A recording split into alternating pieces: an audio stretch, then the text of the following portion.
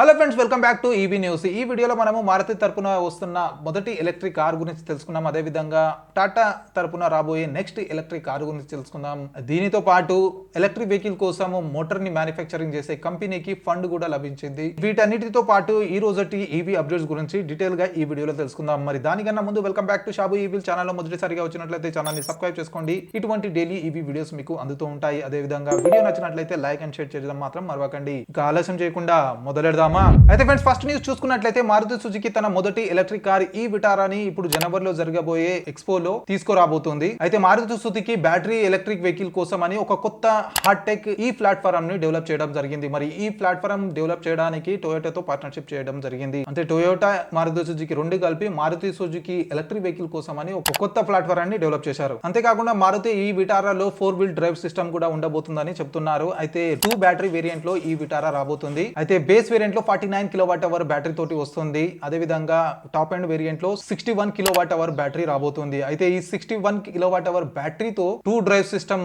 రాబోతున్నాయి. అంటే ఒక పెన్ డ్రైవ్ సిస్టమ్ కూడా వస్తుంది. అదే దానితో పాటు ఆల్ వీల్ డ్రైవ్ సిస్టమ్ కూడా 61 కిలోవాట్ అవర్ బ్యాటరీ తోటే రాబోతుంది. అంటే టాప్ ఎండ్ మోడల్ లోనే 2 వేరియంట్ ఆఫర్ చేస్తున్నారు. అంతేకాకుండా ఇంటీరియర్ పరంగా ఈ విటారాలో 10.1 ఇంచ్ ఇన్ఫోటైన్మెంట్ సిస్టమ్ కూడా ఉండబోతుంది. అయితే దీని ఎక్స్పెక్టెడ్ ఎక్స్షోరూమ్ ప్రైస్ 20 లాక్స్ వరకు ఉండొచ్చు అని చెప్తున్నారు. అయితే 20 లాక్స్ లో ఒకవేళ లాంచ్ అయినట్లయితే ముందుగానే ఈ ప్రైస్ రేంజ్ లో Hyundai Creta EV, Tata curve EV మరియు ఎంజీ ZS ఈవీ కూడా ఉన్నాయి కదా. మరి వాటితో పోల్చితే ఈ విటారా తన మార్కెట్ ని ఎలా క్యాప్చర్ చేస్తుందో చూడాలి. ఇక నెక్స్ట్ న్యూస్ చూసుకున్నట్లయితే టాటా తన ఐసీ ఇంజన్ మోడల్స్ అన్నిటిని కూడా ఎలక్ట్రిక్ లో తీసుకురాబోతుంది కదా. ముందుగా మనము చూసినాము నెక్సాన్ ఈవీ తీసుకొచ్చింది, తర్వాత పంచ్ ఈవీ, తర్వాత కర్వ్ ఈవీ. అయితే ఇప్పుడు హారియర్ ని కూడా ఈవీలో తీసుకురాబోతుంది. అయితే హారియర్ ట్రాక్ టెస్టింగ్ చేస్తూ కొన్ని ఫోటోలు కూడా లీక్ అయ్యాయి. దీని పరంగా చూసుకున్నట్లయితే అతి త్వరలోనే టాటా హారియర్ ఈవీ కూడా లాంచ్ కాబోతుంది అని చెప్తున్నారు. అయితే మేబీ ఈ మంత్ లో దీన్ని అన్వీల్ చేయవచ్చు.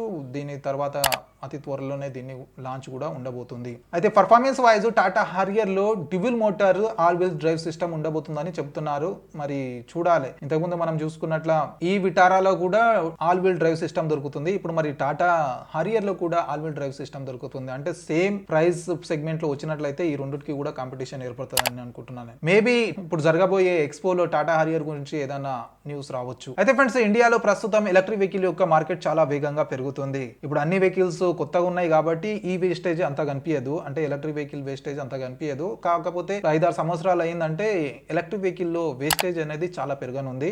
అందులో ముఖ్యంగా బ్యాటరీస్ చాలా వేస్ట్ అయ్యబోతున్నాయి. అయితే కొన్ని స్టార్టప్స్, కొన్ని కంపెనీస్ ఈ వేస్ట్ అయ్యే బ్యాటరీని కూడా రీసైకిల్ చేయడానికి ముందుకొస్తున్నాయి. ఇదే విధంగా ఒక కంపెనీ ఉంది బ్యాటెక్స్ అని, బ్యాటెక్స్ ఇంజనీర్ ప్రైవేట్ లిమిటెడ్. ఈ కంపెనీ రీసెంట్ గా ఇప్పుడు యూపీలో critical mineral extraction plant hub 1 ని ఓపెన్ చేయడం జరిగింది. అయితే ఈ ప్లాంట్ లో ఏదైతే వేస్ట్ అయిన బ్యాటరీస్ ఉంటాయి, ఎక్స్పైర్ అయిన, ఇప్పుడు వారంటీ అయిపోయి లేదా దాని లైఫ్ సైకిల్ అయిపోయి నా బ్యాటరీలు ఉంటాయి. అదే విధంగా జిగా ఫ్యాక్టరీలో అంటే మ్యానుఫ్యాక్చరింగ్ అయ్యేటప్పుడు కూడా కొన్ని బ్యాటరీస్ వేస్ట్ అవుతాయి కదా క్వాలిటీ పరంగా.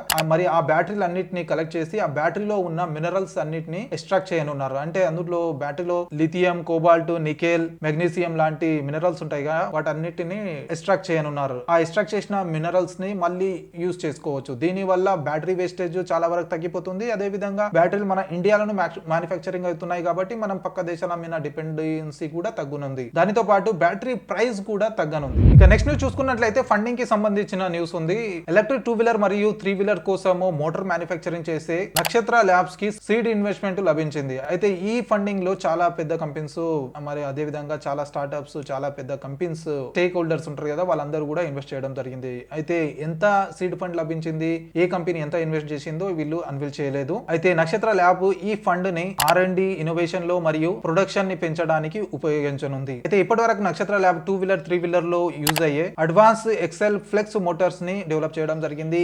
అయితే ఈ మోటార్ పవర్ ట్రైన్ లో అవసరాన్ని బట్టి కస్టమైజేషన్ ఆప్షన్ ఉండబోతుంది. అయితే ఇది B2B బిజినెస్ అన్నట్ల. ఇప్పుడు నక్షత్ర ల్యాబ్ డెవలప్ చేసిన మోటార్ ని వేరే ఎలక్ట్రిక్ 2 వీలర్ లేదా 3 వీలర్ కంపెనీ కొని వాళ్ళ యొక్క వెహికల్స్ పెట్టబోతున్నారు. అయితే ఇది B2B కి సంబంధించింది. కాకపోతే వీళ్ళు మన ఇండియాలోనే డెవలప్ చేస్తున్నారు కాబట్టి మోటార్ ప్రైస్ కూడా తగ్గబోతుంది కాబట్టి ఎలక్ట్రిక్ వెహికల్ యొక్క ప్రైస్ కూడా తగ్గబోతుంది. అయితే నెక్స్ట్ న్యూస్ చూసుకున్నట్లయితే ఎలక్ట్రిక్ 2-వీలర్ మరియు 3-వీలర్ పైన ఫైనాన్స్ ప్రొవైడ్ చేసే ముఫిన్ గ్రీన్ ఫైనాన్స్ USDFC నుండి $18 మిలియన్ లోన్ గా తీసుకోవడం జరిగింది 10 సంవత్సరాల కోసం. అయితే ఈ అమౌంట్ ని ఎలక్ట్రిక్ వెహికల్ యొక్క ఫైనాన్స్ లో యూజ్ చేయనున్నారు. అయితే రీసెంట్ గా మనము ఎలక్ట్రిక్ 3-వీలర్ కంపెనీస్ తో ముఫిన్ గ్రీన్ ఫైనాన్స్ పార్ట్నర్షిప్ చేయడం చూసాము. చాలా వేగంగా 2-వీలర్ మరియు 3-వీలర్ తో పార్ట్నర్షిప్ చేస్తుంది ముఫిన్ గ్రీన్. ఒక విధంగా చేసుకున్నట్లయితే ఒక అప్పు ఇయనికి మళ్ళీ కొంత అప్పు తీసుకొచ్చినట్లుంది.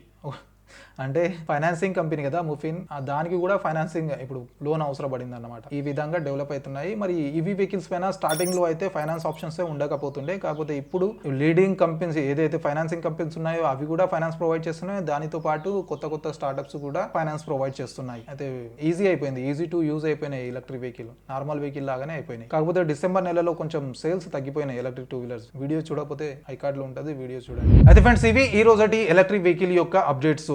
ఐ హోప్ వీడియో నచ్చింది అనుకుంటా. నచ్చినట్లయితే లైక్ అండ్ షేర్ చేయడం మాత్రం మరవకండి. మరియు ఇటువంటి డైలీ ఎలక్ట్రిక్ వెహికల్ గురించి అప్డేట్ ఉండాలనుకుంటే ఛానల్ ని తప్పకుండా సబ్స్క్రైబ్ చేసుకోండి. కలుద్దాం అతి త్వరలో మరి ఒక కొత్త ఈవీ వీడియోతో. Until then bye bye and see you.